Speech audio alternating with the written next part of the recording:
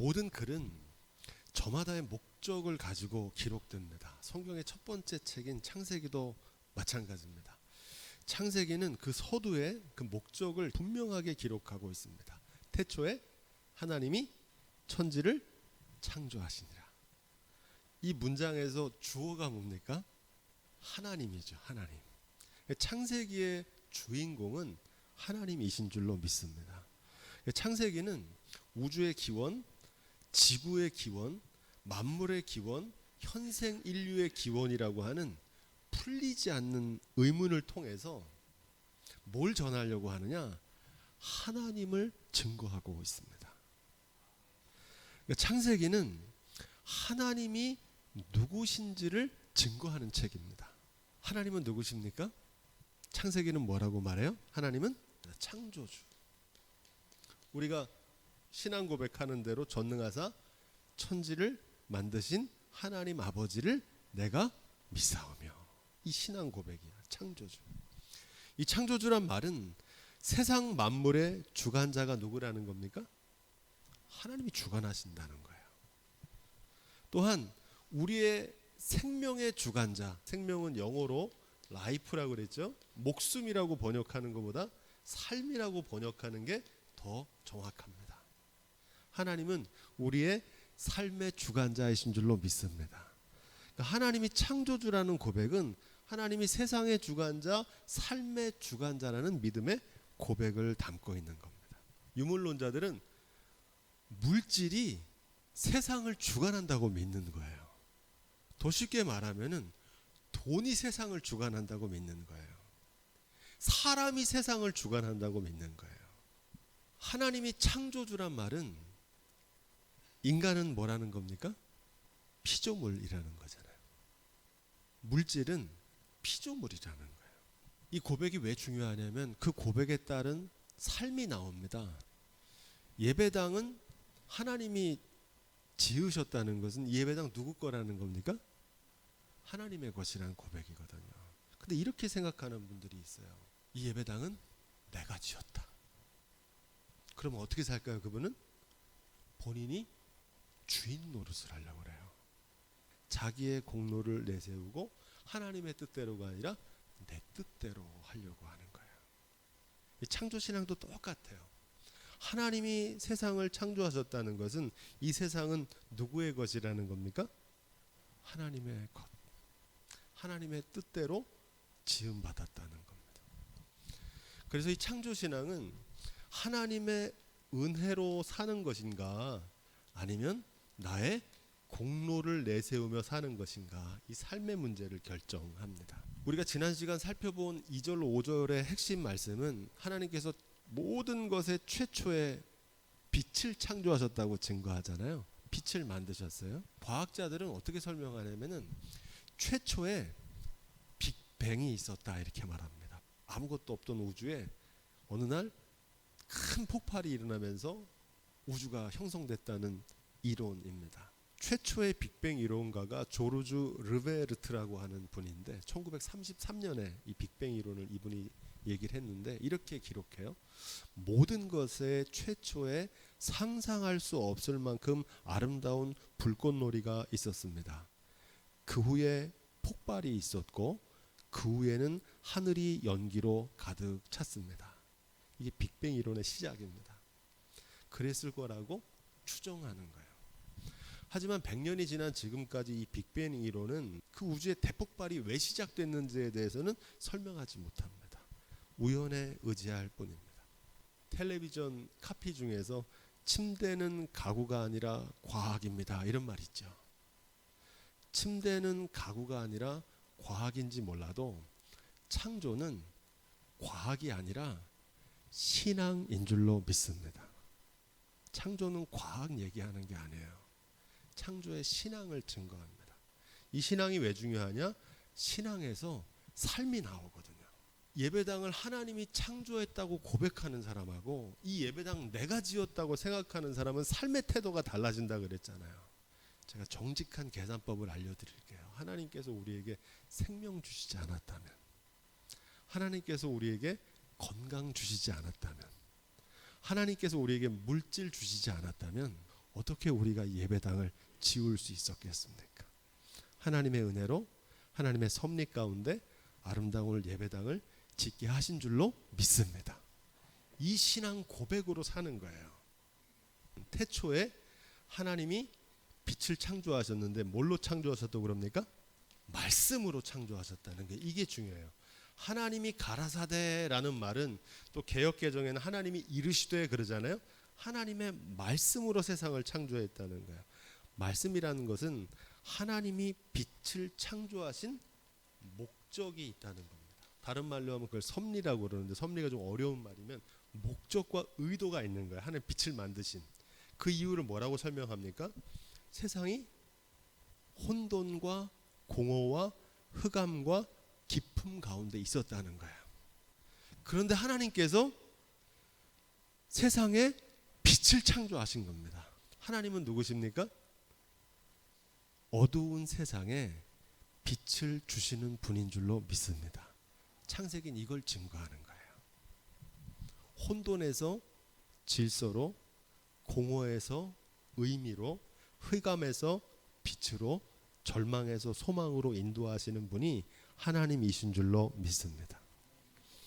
하나님께서는 이 세상에 빛을 창조하신 것처럼 예수 그리스도를 보내셔서 우리의 삶에서도 빛으로 인도하시는 분인 줄로 믿습니다. 어거스틴이라고 하는 분이 한 중요한 통찰이 있습니다. 이분은 뭐라고 얘기했냐면 어둠은 빛의 부재다. 무슨 말이냐면 어둠이라는 거는 실제 하는 게 아니라 빛이 없는 상태가 어둠이라는 겁니다. 그럼 빛이 오면 어둠은 어떻게 됩니까? 사라져요. 이 통찰이 굉장히 중요합니다. 이걸 우리의 삶에 적용하면 절망은 소망 없음입니다. 소망을 품으면 절망은 떠나가게 되는 줄로 믿습니다. 불평은 감사 없음입니다. 우리의 삶에 감사가 넘쳐나면 불평은 사라집니다. 염려는 기도 없음입니다. 기도하면 염려는 사라집니다. 두려움은 믿음 없음입니다. 하나님을 향한 굳건한 믿음을 갖게 되면 두려움은 사라질 줄로 믿습니다. 하나님이 빛을 창조하셨다는 건 그런 의미입니다. 하나님께서 저와 여러분들의 삶에서도 빛을 비추시기를 주님의 이름으로 축원드립니다. 6절로 8절 하나님께서 처음 창조하신 게 빛이고 두 번째로 창조하신 게 뭘 창조하셨다고 그럽니까? 궁창을 창조하셨다는 거예요. 여러분 궁창이 무엇일까요? 메시지 성경은 이 궁창을 뭐라고 번역하냐면 창공이라고 번역합니다. 이 궁창을 하늘이라고 표현을 합니다. 내용을 잘 살펴보면 단순히 하늘이 아니라 뭐라고 번역하면 좋냐면은 우리말로 공간이다 이렇게 번역하면 좋습니다. 공간, 영어로 스페이스. 사전적인 의미를 살펴보면 물질이 존재하고 여러 가지 현상이 일어나는 장소를 가리켜서 공간이라고 부릅니다. 그러니까 하나님께서 삶의 터전과 삶의 무대를 만들어 주신 거예요. 지구를 둘러싸고 있는 대기권의 넓은 공간을 뜻한다 이렇게 볼 수 있습니다. 인류가 거주하는 물리적인 공간인 지구. 요즘 earth라고 하는 말을 많이 쓰는데 영어로 쓰면 earth. 이 earth는 땅, 대지, 세상, 세계라는 뜻을 갖고 있습니다. earth. 왜 이 earth라고 해석할 수 있냐면 우리가 거주하는 지구는요. 단지 땅과 바다로만 구성된 게 아니라 지구 위에 있는 산소가 있는 공간이 있어요. 이걸 가리켜서 뭐라고 그럽니까? 대기권이라고 하잖아요. 그죠? 대기권. 지구가 땅으로만 되어 있는 게 아니라 그걸 감싸고 있는 공간이 있단 말이에요. 그게 궁창입니다. 오늘날 이 대기권이 문제가 생겼는데 오존층이 파괴된다고 들어보셨죠? 이 오존층이 대륙권과 성층권을 둘러싸고 있는 층이거든요. 그걸 오존층이라고 그러는데 하나님이 창조하신 궁창을 훼손하고 있는 겁니다. 자, 7절로 10절 메시지 성경 이 대목 이렇게 번역합니다. 하나님께서 말씀하셨다. 갈라져라. 하늘 아래에 있는 물은 한 곳으로 모이고 묻은 드러나라 하시니 그대로 되었다. 우리가 살고 있는 대지, 땅은 삶의 기반입니다. 물은 생명의 근원입니다. 이 생명의 근원이 되신 물을 주관하시는 하나님을 증거하고 있는 말씀입니다. 인류 역사는 강과 바다의 주변에서 번성했습니다. 그래서 뭐 메소포타미아 문명, 나일 문명, 황허 문명 다 강과 바다를 중심으로 번성했거든요. 국가적으로 물을 다스리는 일을 치수를 한다 이렇게 말하거든요. 인류 역사 속에서 그래서 치수하는 것은 가장 중요한 일입니다. 왜 그렇습니까? 물을 마셔야 살아갈 수 있잖아요. 삶에 지대한 영향을 끼치는 물은 그래서 고대로부터 나라를 다스리는 왕들이 이 치수의 심혈을 기울였습니다. 통치권에 있어서 가장 중요한 게 치수입니다. 하나님은 누구시냐? 대지와 물을 주관하시는 분인 줄로 믿습니다. 물만 주관하시는 게 아니라 땅과 바다를 주관하신다는 거예요.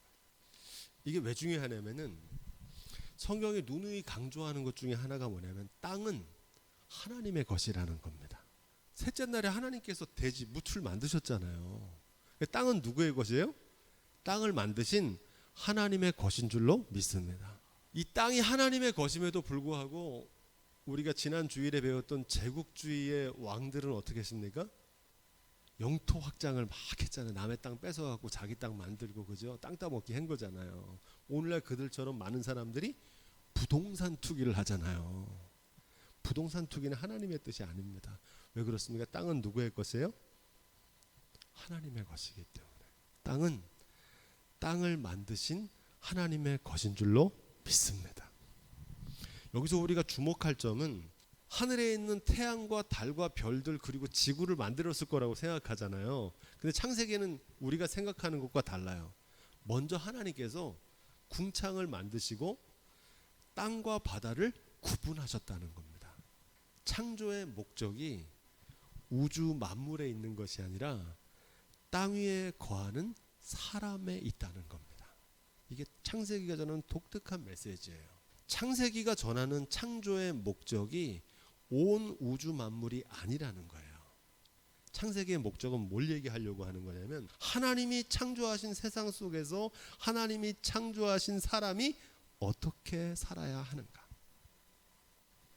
이게 창세기가 전하는 메시지입니다. 11절로 13절 이 씨 맺는 채소, 씨 맺는 열매라는 단어에 주목하셔야 됩니다. 인류의 생존을 보장하는 가장 기본적인 양식은 땅에서 나는 씨 맺는 곡식과 씨 맺는 과일입니다. 창조의 목적과 과정이 인류를 위해서 이 모든 것을 조성하셨다는 것을 의도적으로 강조합니다. 1장 29절로 31절 보세요. 하나님이 가라사대 내가 온 지면에 씨 맺는 모든 채소와 씨 가진 열매 맺는 모든 나무를 너희에게 주노니 너희 식물이 되리라 그러잖아요. 하나님은 누구시냐? 우리에게 일용할 양식을 공급해 주는 분이신 줄로 믿습니다. 이걸 모르고 사는 분이 의외로 많습니다. 독재자들은요, 또 이단 교주들은요, 삶의 양식을 자기들이 공급한다고 주장합니다. 그래서 북한 아이들은요, 이 일용할 양식을 수령님이 주셨다고 이렇게 믿어요.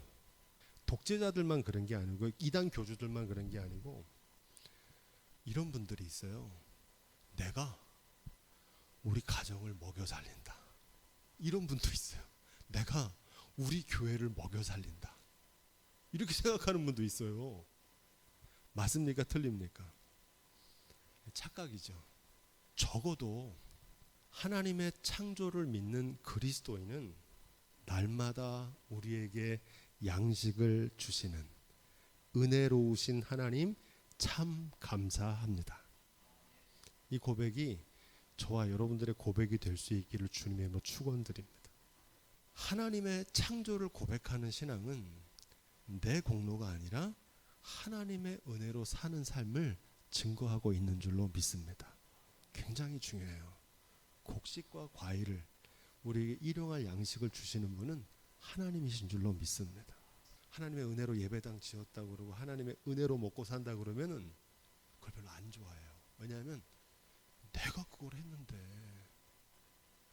이 교만한 마음을 갖고 있는 분들은 그 은혜를 말하는 걸 굉장히 싫어합니다. 그러면서 이렇게 말해요. 나 없이 어디 잘 되는지 보자. 그분이 없이도 잘 되더라고요. 할렐루야. 왜 그렇습니까? 세상과 만물과 교회와 가정은 하나님이 주관하시기 때문인 줄로 믿습니다. 하나님이 주관하시거든요.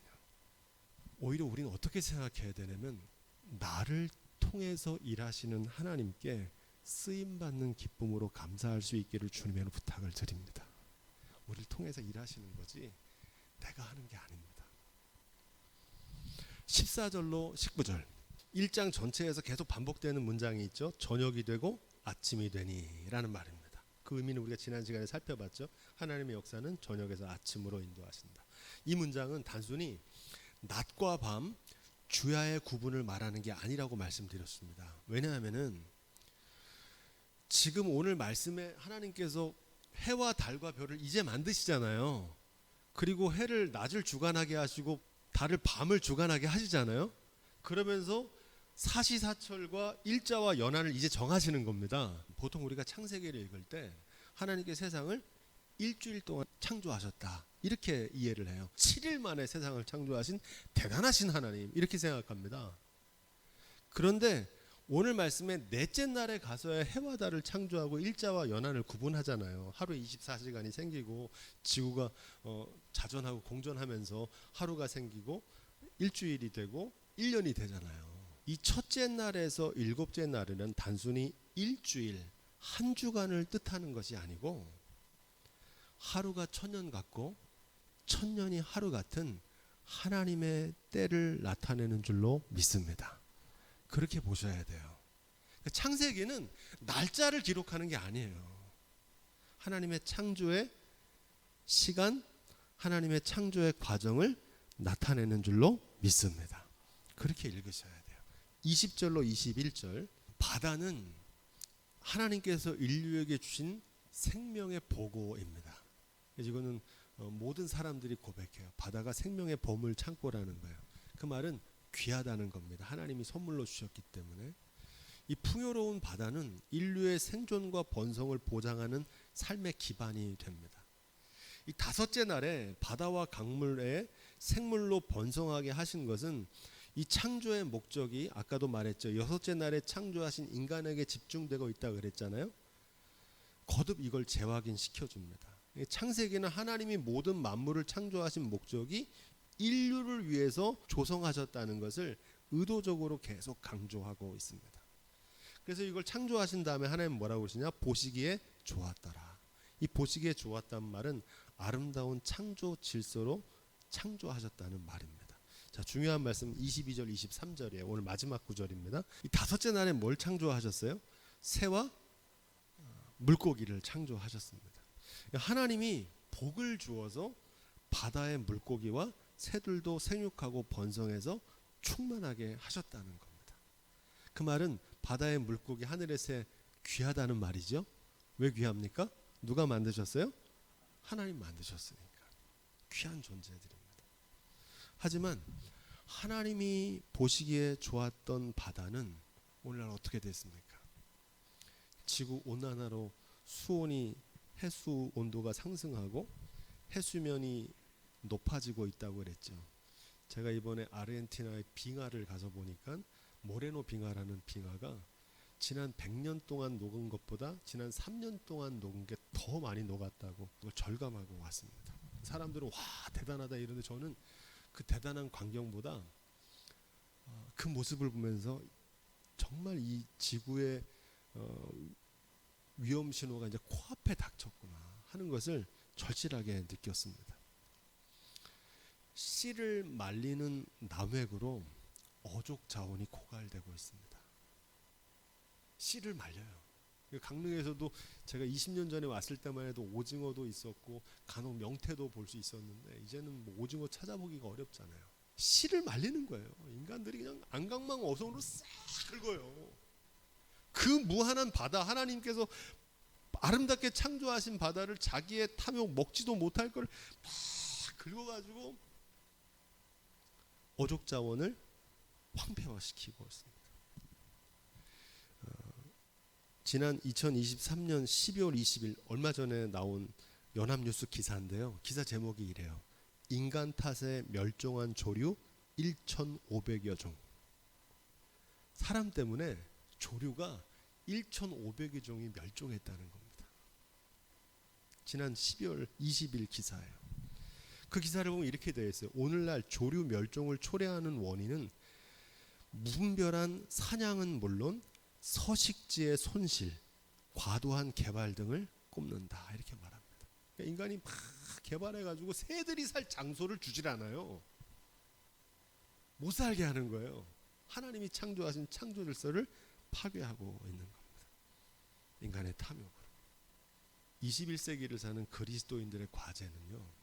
또 하나님의 창조를 믿는 저와 여러분은 우리가 살아야 될 이 시대의 시대적 사명은 창조 질서를 보존하는 데 있는 줄로 믿습니다. 창조 질서를 보존해야 돼요. 잘 먹고 잘 사는 게 아닙니다. 한평생. 지금까지 우리 선배들은 그렇게 살았어요. 하나님이 주신 만물을 막 내가 누리고 그냥 착취하고 그걸 어떻게든지 쌓아놓으려고 그렇게 사는 게 잘 사는 줄 알았거든요. 그런데 오늘 우리 이 시대의 과제는 잘 먹고 잘 사는 게 아니라 잃어버린 하나님의 창조 질서를 보존하는 데 있는 줄로 믿습니다. 초대 한국 교회가 독립운동에 앞장섰잖아요. 그것처럼 오늘 한국 교회는 창조 질서를 보존하는 일에 교회가 앞장서야 될 줄로 믿습니다. 네, 안타까운 건 사람들이 얘기를 해도 잘 귀 기울이지 않아요. 하지만 하나님께서는 우리가 부른 찬송대로 약한 자를 부르셔서 하늘 뜻을 전하시는 줄로 믿습니다. 사실은 창조 질서를 보존하는 길이 잘 먹고 잘 사는 방법이에요. 그렇잖아요, 그죠? 하나님이 창조 질서대로 사는 게 멸망하지 않고 우리의 인류가 공존하고 공생할 수 있는 유일한 길인 줄로 믿습니다. 이것이 창세기가 오늘 우리에게 전하는 가장 중요한 메시지인 줄로 믿습니다.